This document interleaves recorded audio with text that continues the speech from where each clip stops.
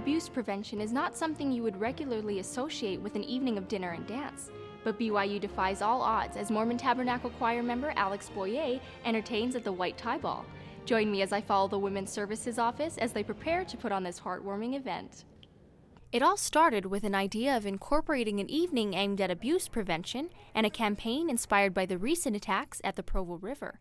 BYU's Women's Services and Resources worked tirelessly to find a theme that encouraged the event attendees to speak out and to promote zero tolerance for the mistreatment of individuals. Student employees settled on a theme that would capture the attention of those who can make a difference. Voices of Courage is about abuse prevention, and we just really want to focus on getting everyone together and forming a culture of nonviolence. We just feel like this is happening all around us. She says if you look around, you'll find various degrees of violence, and this White Tie Ball teaches attendees to recognize the warning signs before it's too late. I think a lot of us are kind of in the bubble. We're kind of oblivious to the fact that there is violence around us. It might be in smaller forms, maybe relationship abuse between a roommate and her boyfriend, or just different things like that, just kind of smaller things that we kind of just don't focus on. So this event brings people together and just kind of helps to open our eyes and to just educate us on the subject. And when you come and you sit down and you have a nice dinner and you have dancing and you have music, then the best parts of you come out. And then you're open to what maybe you can contribute. The ball offered portraits on display of life imitating art through photographs by Ashley Larson, as well as stories of courageous men and women who survived horrific tales of abuse from around the world. I think a lot of people want to know people's stories, but they feel a little bit awkward asking them questions.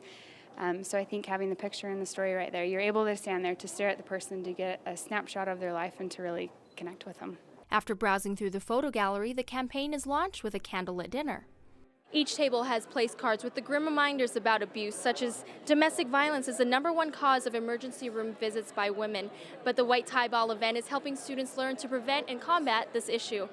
And the dramatic statistics and stories of abuse cases were sprinkled throughout the evening. They were enlightening. They sparked a conversation between us about, this one says 1 in 5 women experience rape during college, which seems very high, and that's surprising. The program for the night added more surprising facts, garnering audience participation.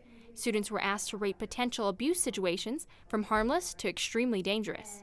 Not only was it building women up for the individual worth that we have, but it also made us aware of the different forms of that abuse can come in. It actually taught me how delicate the balance is and how there's a lot of different opinions about certain things, and it's not black and white a lot of times. So sometimes the gray area is the most difficult to determine, when to take action, when it's okay or when it's not okay. And so it kind of just stimulates your thinking about that. Singer-songwriter and Mormon Tabernacle Choir member Alex Boye and his pianist Mark Smith played songs that enlightened this dark subject. The crowd was moved by Boye's rendition of the popular song, My Girl.